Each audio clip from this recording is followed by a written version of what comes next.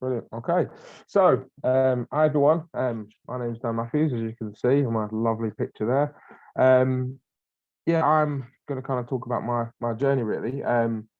It is now kind of title splits, but yeah, kind of where I started. Some of you will probably know this, Trish and Christy and stuff like that. So I did the usual stuff. I wanted to get a property for a long time. About 4 years ago, I attended a progressive property no money down like weekend calls, where funnily enough I met my current business partner, Jonathan. Did a few courses with them, really liked it, was kind of fired up to go. Went out to the big wide world of property. But at the time I was landscaping and doing like kind of construction for someone.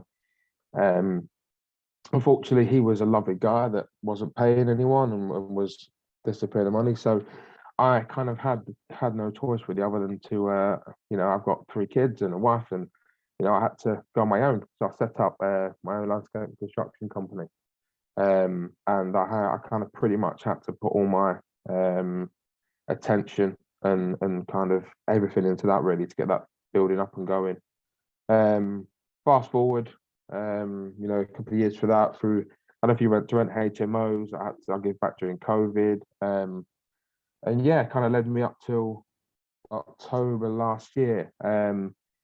Sick doing the kind of job that I did, and really wanted to kind of push this property stuff. So yeah, so I went into looking around properties as you normally do, and yeah, I stumbled across a property, and put an offer in and kind of started doing that kind of stuff. So I'll just skip this a little bit. So that's my introduction.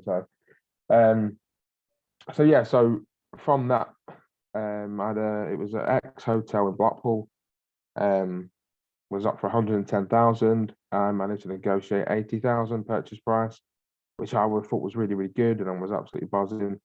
And I was thinking, okay, now I need to get the finance for it. And yeah, funnily enough, I put out into Facebook, looking for a way to finance this. If anyone knows, I looked at bridging and thought that might be a good way to get through the door. And a good old man by the name of Alistair Hoyne, who probably everyone in this group knows or has met, messaged me, and we got chatting, and basically said, this property you're going to need about 60,000, off the refurb stuff to get through the door. At which point he kind of said, there is other options out there, and there's a strategy that he's managed to find a way to finance, that 60,000 in could get your property worth 1 million. And I was a little bit, skeptical, should we say.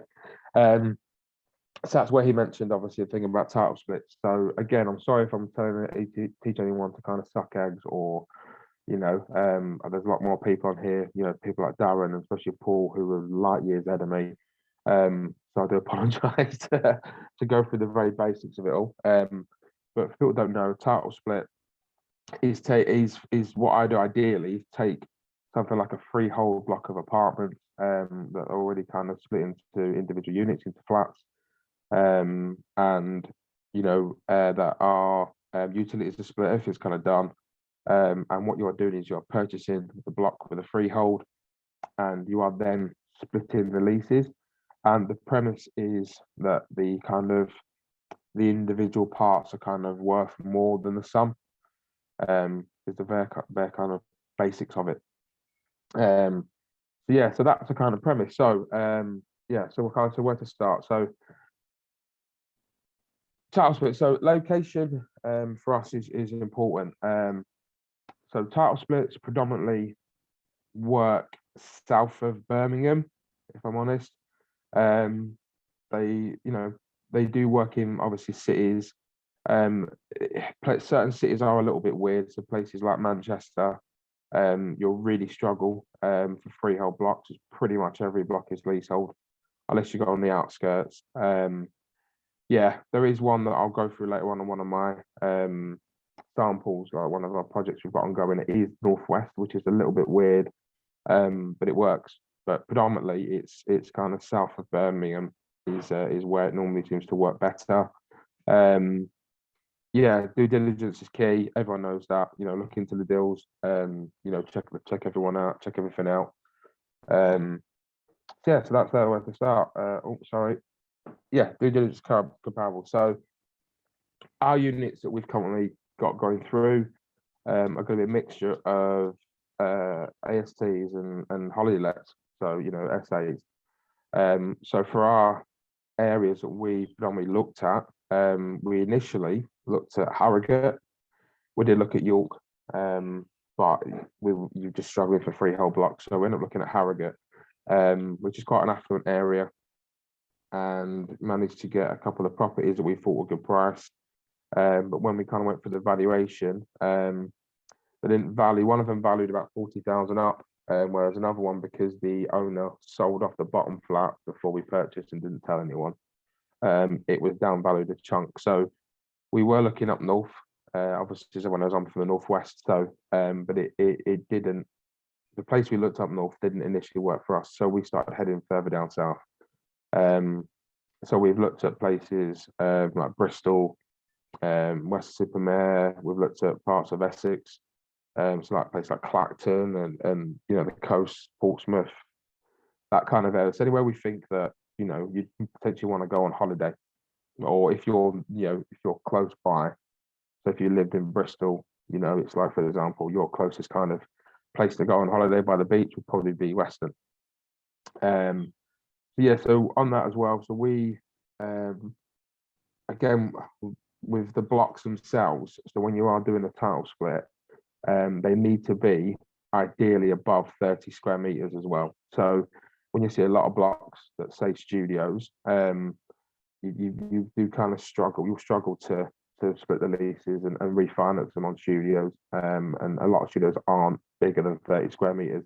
I think on new build blocks, it's got to be more. I think it's 35 or 36 square meters to be able to split them. So they do vary, but yeah, predominantly over 30 square meters for just standard kind of apartment blocks. So comparables, places of due diligence, where places we look at, where I guess everyone will look, is Rightmove, Zoopla, On the Market, the usual kind of places. Again, not going to go too much into kind of comparables due diligence, purely because, again, a lot of people on here are way further ahead than I am. But we look at obviously square meterage, so we look at apartments that sold in the area within a quarter of a mile, and obviously work out square meterage of the apartment, what it's sold for, and kind of work back off of that basis. And that's what we kind of work off. So we look at blocks and the amount of units in a block, and what's sold in the area, and what we think what potentially the valuation at the end would be. We look at getting all our money out if we can. Some people are quite happy to leave money in, so we've been quite picky with our blocks, really. But there are a lot out there that you could keep some money in, whether it be 50 grand, 100 grand, whatever it will be. But we were really looking at that, getting money out to be able to recycle it to other projects. So they're using sold prices I've spent there, and a place like Landworth as well. There's a few others that give you like heat maps and stuff for due diligence that seem really good, that we use quite well. Oh, keep slipping and do apologize. So how to finance. So everyone there, as you can see, there's Alistair, lovely picture. So we, for our blocks, do use bridging. We do use Alistair's specific kind of bridging method with title splits, and as you can see that's Paul from the listing bridging, who are doing all our bridging finance for our 3 blocks. So Alistair's created a very, very clever with Paul title split strategy and around bridging and financing. So depend upon the valuation, they can give kind of up to 100% of purchase price. So I'll go through the stuff at the end on our kind of our deal sheets. So we use bridging predominantly. Again, you can message Alistair direct, and you know, I can always pass people on if they don't already have his details. And he can go into way more details of the bridging than I can. And also as well, so for the other money, so for the refurb costs and the other bits of money to get in, we also using cash investors as well. So we've got an investor who's funding the blocks for us, or say for us, with us, as well as the bridging. And then, you know, at the end we'll be able to mortgage it out and get our money out, which is always good.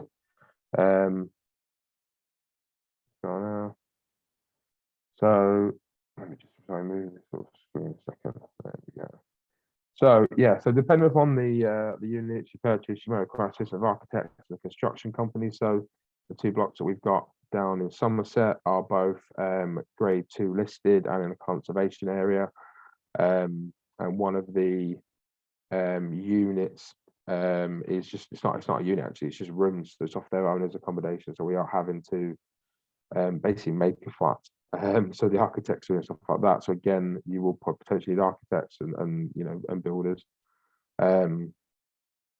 Again, you factor in the duration of time that these services can add onto the project. So our project in Somerset, we're looking around 6 to 9 months. As it's quite old, it needs quite a good bit of work to be up to kind of current standards, and obviously to get the value, the added value at the end.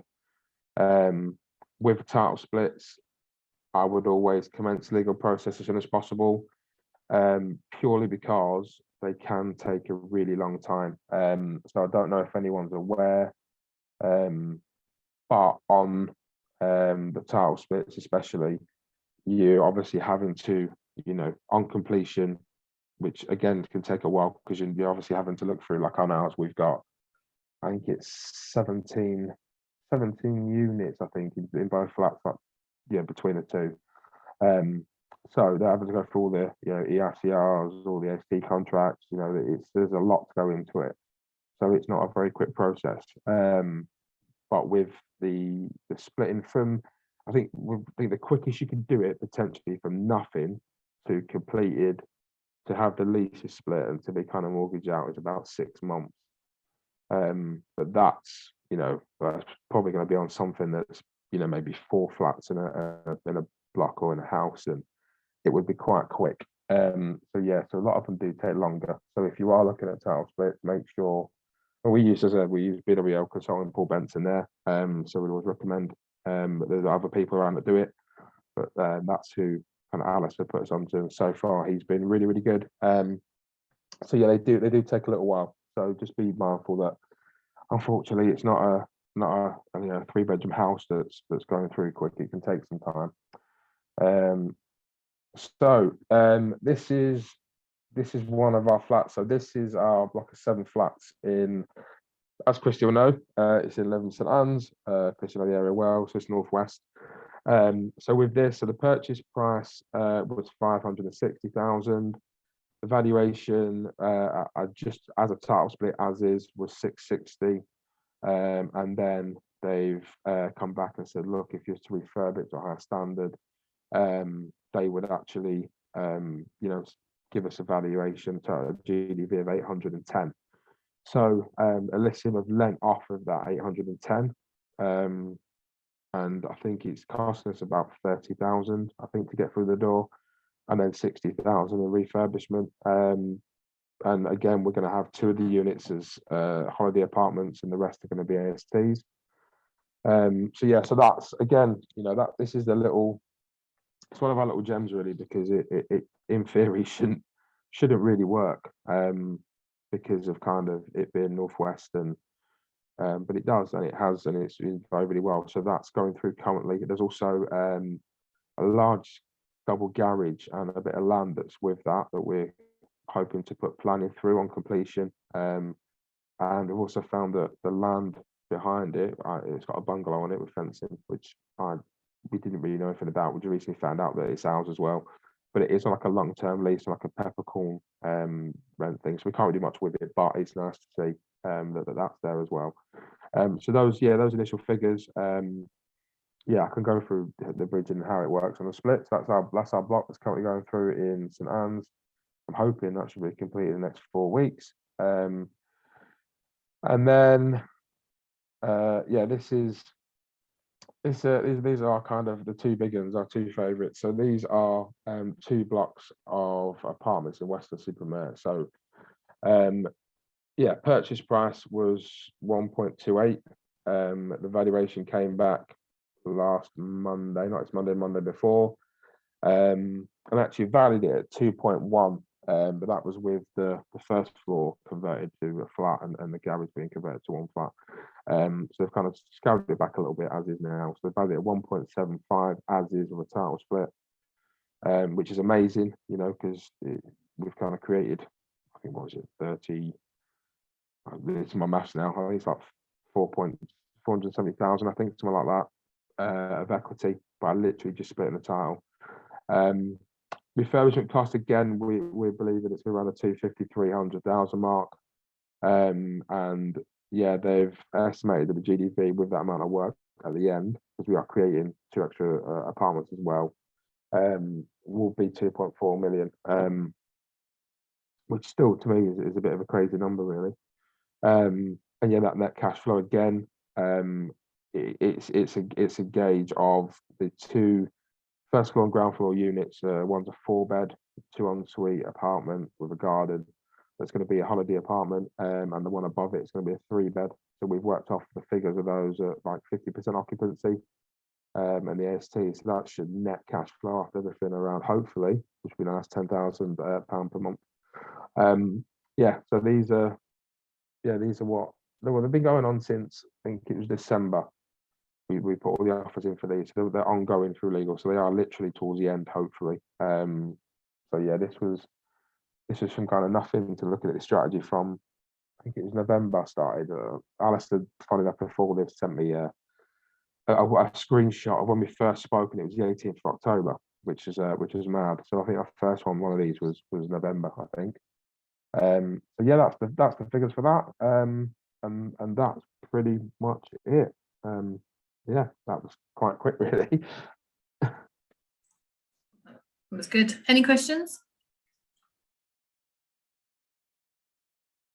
There must be some questions. Let me see if anyone's got. Catherine's got a hand up. That was me, actually. I'm Sarah. Sarah's got a hand up. Right. Dan, is your plan to hold all of these, or do you ever sell any of them off? No, our plan is to hold them, especially the ones we've got going through. We have got other few about that we're looking at, but we have basically, Alistair at some point was like, you got to kind of slow down, because there's only so many you can do, and there's only you can bridge and that kind of stuff. So we have recently just started sourcing, potentially as well. So there are some that, again, just purely because of timescales and numbers, that we are looking to source on. But yeah, our plan is, especially for the blocks, is to hold them. That's really what we'll do. We've been involved on the other end of people who've, sources who have flipped, kept the freehold and basically flipped the flats. And kind of thought from the purchasing perspective, yeah, that's a good strategy. Yeah. And most of those are, well, the ones that we've been involved in have been in Wales. I don't know if you work in Wales at all. Do you know what? I haven't, but funny enough, one of Alistair's other clients, who's I think actually helped kind of devise this kind of thing. He's one of his big blocks is in Wales. I think South of Wales, so I think it's too far from Cardiff. So yeah, I have had my eyes on Wales, actually, to be fair. But yeah, it's one of the things where you start looking around, and with these going through and a lot of work, we've also got 3 BOR properties in the Blackpool area that are going through as well. So yeah, we've kind of been quite busy. So I've kind of calmed it down a little bit looking, but yeah, no, Wales is on my list. It's on my list to really delve into. I like it as an area, and especially, as a holiday destination, I believe is really good. Yeah. And Dan, can I just check, when did you start doing this? I officially started in November. That's what I thought you said. Yeah. So it's yeah. My kind of philosophy was kind of go hard or go home, and it was COVID really hindered a lot of stuff. Kind of put everything on hold for 2 years. Because couldn't go out and meet anybody, and you know, trying to look for investors and trying to build something. It was really hard, so I kind of put it on hold. So when Alistair said to me, you know, look, 60 grand could get you £1 million property, that was it. I was like, right, I'm going to do that.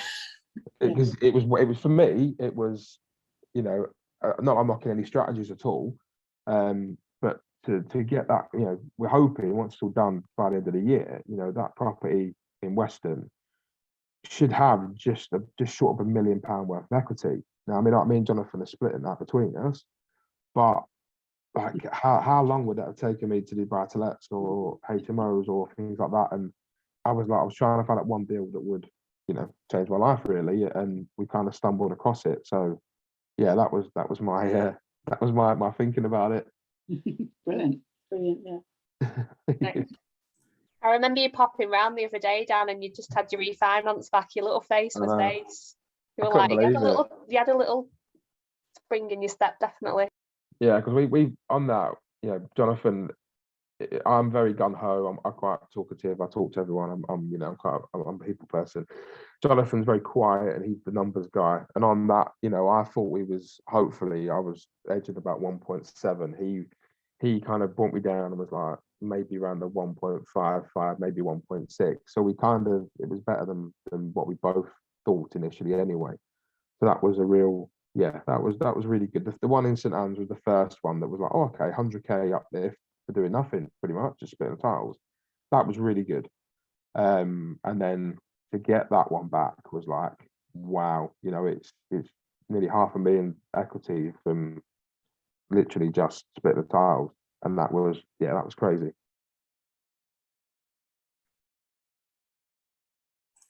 Amazing. Any more questions? Oh, Tanya, you got your hand up. Hello. Hi, Danielle. Hey, Dan, I absolutely love title splits. I think it's brilliant. I'm desperate to do one. I just wondered, in terms of sourcing, I don't know if maybe I missed this in your presentation, like the examples you gave, for example. Did you source them through agents or direct to vendor, or did you just find them on the portals? And also you mentioned lots of areas. So how did you, because you were saying about south of Birmingham, but obviously this one's in Lytham St Anne's. So what was your strategy for, I'm going to find a title split? So I just literally became a kind of man possessed and looked on Rightmove and looked at anywhere I could think. I kind of looked at everywhere up north I could think of. So I looked at obviously near me Blackpool, and it was, you know, it goes for house prices and stuff, and I knew, you know, Blackpool I'd probably potentially struggle. So I looked at, like I said, Harrogate, York. I looked at the places that I thought kind of, you know, for me, where would I go on holiday up north. I looked at Newcastle, Leeds. I went to Darlington, and then obviously we had 2 in Harrogate that we put through for valuation, and when they came back, both that were undervalued, were down valued, shall I say. It was a bit of a hit, if I'm honest. It was like, oh, okay, wow, okay, that's a bit of a pain. So it was like, okay, maybe, you know, round this up north it might not work. But that's when I found the one in Lytham, and I kind of was looking on the basis of units. So when I do it, I look at how many units are there per block, and on that I looked at, there was 7 units. There was a 2-bed that's a maisonette, and it was in a good area that I know really well. So I kind of was looking and thinking, yeah, I think there's some potential legs in it, and that's kind of how I do. But I literally found everything on Rightmove. They were all on Rightmove.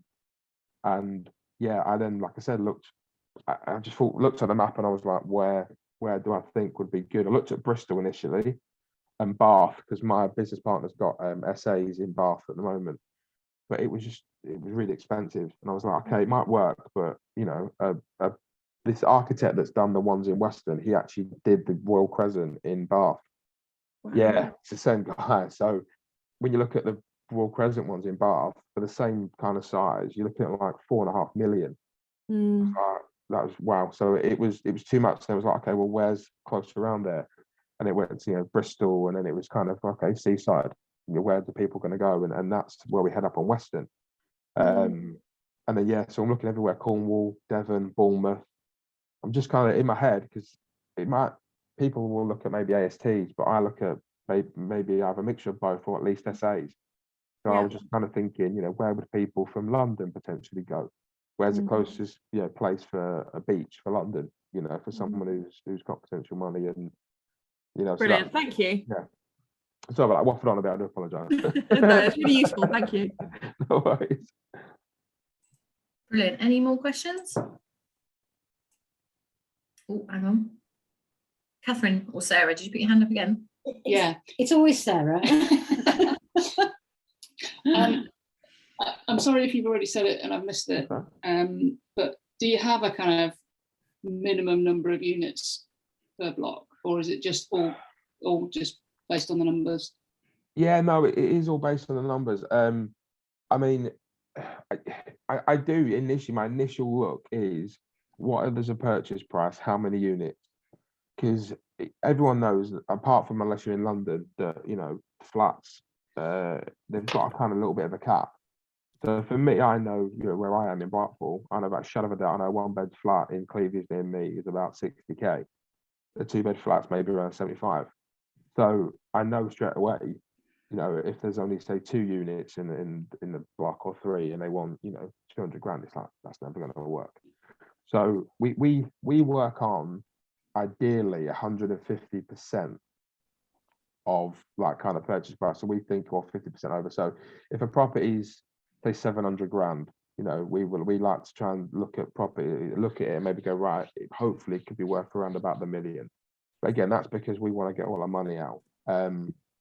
There are some deals where there might be 50k left in, and for someone else, maybe like yourself, would be amazing.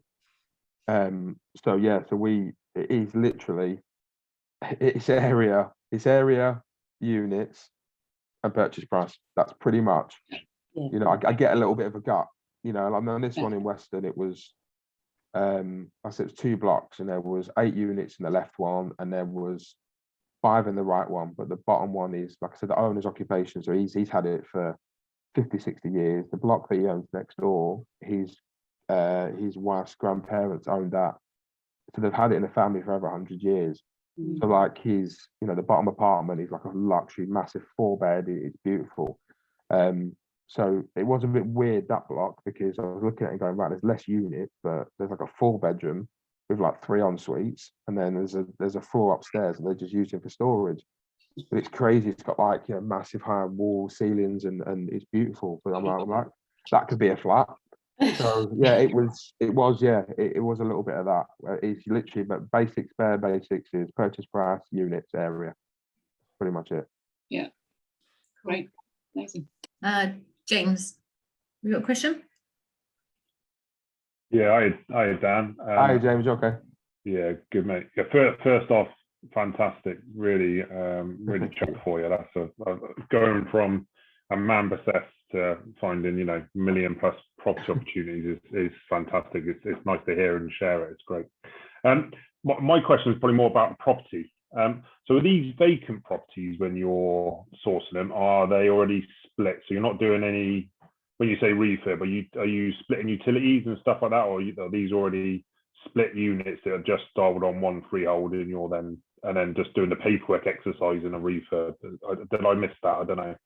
Yeah, no. So the ones that we're doing, again, I was trying to find things of ease as well, because I'm still, obviously I'm new into it. So, you know, the thought of, you know, buying a house, or, you know, converting it into flats kind of freaks me out a little bit, because I wouldn't even know where to start.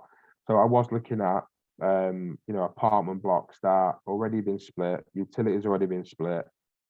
Yes, okay, it might need refurb, so it might need, you know, replastering, might need rewiring, might need, you know, new bathroom, new kitchen, that kind of stuff. So that's what we looked at with that. I mean, we have looked at other units that, you know, do share utilities, and, you know, there's potential that, you know, 2 studios could be made into 1 flat and stuff like that we are looking at. But yeah, no, it was, for me, it was literally as easy as I could make it as possible. So it was split units, everything already split, everything already there. It was just a case of, yeah, getting in, refurb, and then splitting the titles. So vacant units then, in effect, though, so you could have a block of, say, like the 7 flats. Are they all empty then, or so you haven't got any predetermined tenants in there? You're literally going to refurb and then reaccommodate, so to speak. Yeah, I mean, I'll be honest with you, we do kind of prefer to have vacant, but I'll be honest, all these flats aren't coming vacant. They are coming with the tenants. I thought So that might be the case. yeah. It was one of the things where I think the landlords were a bit funny, kind of serving notice, and it was like until you get a completion date, and then obviously I think it's a section 21, they need at least 8 weeks, and it was all this kind of stuff. And I was kind of thinking, right, well, it's on a bridge, we haven't got a mortgage to pay. You know, all the tenants you spoke to individually, they're happy to carry on, you know, over the changeover. If they want to find somewhere else, they can do, you know, but it gives them a little bit more time as well. So we will, you know, set up the tenancy contracts and give them kind of, well, it was serving everyone with section 21 on kind of dev completion. They all know that, they're all fine with that. So they know they've got 8 weeks. If they want to move, they can. If they want to, you know, move to another apartment that's done or that's vacant while we do theirs, again, they're happy to do that. So it's a little bit more complicated because it's kind of moving people around a little bit. So it would have been easy to have it all vacant. But at the same point, yeah, it was just a bit of, I felt kind of bad because a lot of these blocks as well, I've got people that are quite old in them. I just felt really bad kind of going, well, everyone get out. So I think that's cool. Yeah, that's quite a, for a strategy, it's quite an interesting strategy, and there's a lot of moving parts there, like just with the tenants. So just that on its own is a massive moving part, let alone the complications of the title split bit, which you've already picked up on, isn't a standard 3-bed title split. You're doing some big stuff there. So fantastic and real inspirational for the people on the call tonight. Yeah, really appreciate your time, Dan. Great. Thank you, mate. Thank you. Cool.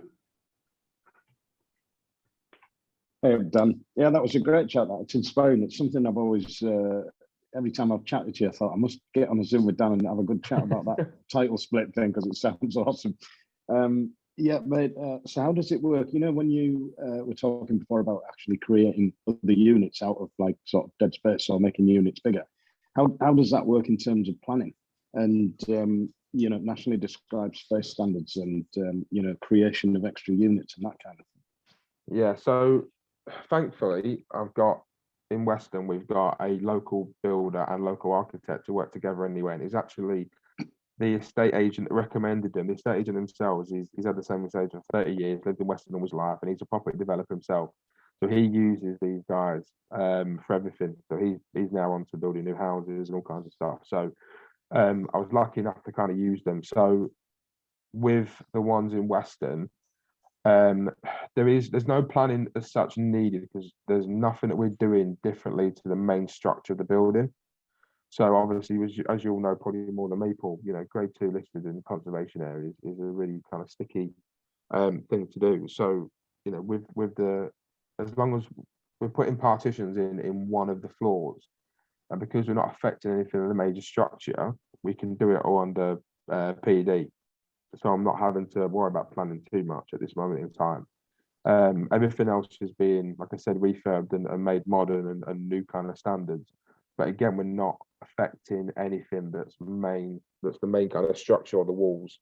So far, you know, touch wood, we're not having to worry about planning because, as you know, planning, if we was gonna, you know, mess around with the first floor flat, put planning in and make it and change walls and stuff, or even put doors in walls, you know, planning could take 6 months before it's even gone through. And for us, obviously, on a bridge, we want to kind of get it done and out as quick as we can. So yeah, so we've kind of stepped away from that. We're not doing anything that requires planning as such, apart from, you know, and the ones in Liv St Anne's, we put planning for the garage to be converted into like a holiday cottage or even another unit, another flat. But again, that can go through and we can develop that separate later on down the line. Right. Have you come across any that might get some airspace rights? That would be interesting, wouldn't it, to title split it all and put airspace? Oh no, it would already have to have its title split, I think, for that. That's something we can explore. I was going to say, can you do them with creative strategies such as exchange of delayed completions, or can you take an option on the building and then you split the titles, or have you got to be the owner of the property to be able to split the titles, or can you have the permission of the owner? You know what? I believe if you have, I mean, again, this is probably Trish's area, but I believe from speaking to people, I think I had a conversation with Trish about it when we was on the train going down to London. That I believe you could potentially have a block on a lease option, and you could split the leaseholds. Again, I don't know the legalities of it. I'm not gonna lie to you. I'm very lucky that I've got Port BWL, who I literally ring and go, Paul, what can we do? What can't we do? And he tells me, and he Yeah. knows. I Um, don't think Sure, you know that. I don't think you'd be able to split them, and you'd split them on completion, I think. So you'd do the work and get it all ready. And Yeah. then when you completed, all the leases would go off in a big packet to the land registry. Yeah. And the freehold registration changing the name. So it'd go off like a package, basically. Yeah, so Um, that's what we're doing on obviously purchasing, but I don't know again with lease if you can do it on a lease option, how that would work. I genuinely You wouldn't don't be know. able to split it on a No. lease option because it wouldn't. Not yours. It wouldn't work. Right, okay. It just That's fine. The seller would effectively have to do the process of splitting Yeah. the titles, and then you complete on them. So if the seller was on board, Dan, then you could do it that way, Yeah. with the understanding that you still have the exclusive option to purchase it. So you could then do a kind of exchanging on the original, and then they go through the process of splitting with you, more or less like a joint venture. It's almost like an assisted sale than a traditional option, but I you think could do it that would way. be, Trish. I think it would be an assisted. You would. Yeah. It would you'd be, do yeah, it as yeah. assisted sale much more than Sure. you do it as a lease option. That Yeah, would but you work still better. have the whole, but you still have the whole power of attorney and all that, Joyce, Joy, because that would then give you the buy-in, if you like, and the responsibility for moving it. But Yes. effectively, it would be the owner who would be doing this splitting with you as their joint venture partner on an Yeah. assisted sale basis, and then effectively you're the person who's buying it at the end. So the sale on an assisted sale doesn't have to be a third party. An assisted sale could still be to you. Yeah. And then they'd see how much money you were making and cough and splutter like you. Yeah, and then pull Yeah, out but and you- find a way of but doing it. Yes. Yeah, Do you that's- really, yeah, do you really yeah. want to tell them you're making £500,000 on their property more than they've got? I mean, that's a good way to make friends and influence people. You suss that out very Good question quickly with the the minute they start going about the price that you're paying them. Miro's got a question. Yeah. You need to purchase the block of flats under your main company, and then on completion you need to register the leases under the subsidiary, is it? Yeah, one thing I didn't mention that, but yeah, so what we've done is we've got a group structure basically. So we've got Inspired Property Group, which is our kind of main structure, and then we've got 3 kind of companies off of that. So Inspired Property Group Investments is actually purchasing the blocks and holding the freehold, and then we've got our leasehold company that's going to have the individual leases and sort out the kind of ground rent and the maintenance charges. So yeah, so it has to be done. And well, I don't think it has to be done, but I believe the best way to do it is what we've done is a group structure. So yeah, we've done it in that way. Yeah, I think you're right. A lender wouldn't let you be the freeholder and the leaseholder in the same company. You would have to split them out because they wouldn't they wouldn't want to on the lease, they wouldn't want to draw in the lease, i.e., redeem the mortgage against you, repossess you, and then you still be their landlord as the freeholder. So they would always split. Yeah. You would have to have them split in 2 businesses. You couldn't be the same. But also the registry won't do it. They won't. You can't. Operational law, if the lease and the freehold come into the same name, they're merged by operational law, so they won't let you split them out in the first place. Yeah. This is the bonus of having power teams. This is, like I said, why I just find the properties and I get the valuation and go yay, and then I get it over the line. That's pretty much all I do. I'm not doing. I've got PO heads like Joy's amazing. I've got people that I speak to my solicitor. I go, yeah, I'll ask him. They know what they're doing. It sounds like a brilliant way of keeping it simple, Dan. Hey, look, I'm a very simple person, so simple is the best. The thing is, Dan, it takes a long time to sort of build up the kind of knowledge that the people around you that are practicing and showing, and to be the conductor of the orchestra is the most important bit, mate. So yeah, don't bring yourself down in any way, shape, or form for not knowing every single thing. Be the conductor. It's simpler. You just got one stick to waggle. Yeah, no, like I said, I'm lucky though. Again, without bigging up Alistair too much and making his ego even bigger than it already is. I'll be honest. Without meeting him, I wouldn't be doing this, and I wouldn't, be where I kind of am. I had to find the properties, and I had to go out, and I had to do the viewings. I had to do all the other stuff. But it was a case of, it was just for me. It was like one deal could be absolutely life changing. And that's what it was. It was like, right, well, I need to go and find that deal then, you know, and thankfully I've, you know, found 3 that I've managed to get, you know, going through and that. But again, without Alistair, I wouldn't have had his solicitor, I wouldn't have had his accountant to set up all the group structure. You know, I wouldn't have had Paul Elysium where I could ring and help get through the valuations, all this kind of stuff. So I'm very lucky, you know, on that front. But also again, you know, meeting you guys, you know, Bryn and you know, Trish and Christy, and you know, I met Miro and all these people that I've met, you know, that have got a wealth of knowledge that again I wouldn't have met. Or you know, again, like Bryn told David Nicklin, again, you know, who works for Bryn, who's a great guy. It's like, you just text me, I'll text him, and it's like, this guy is, his knowledge on SaaS and his knowledge on other stuff is just unbelievable. He's at the other end of a phone. It's kind of crazy. So yeah, I've been very lucky to be part of it all and part of this group. So yeah, thank everyone for that, definitely.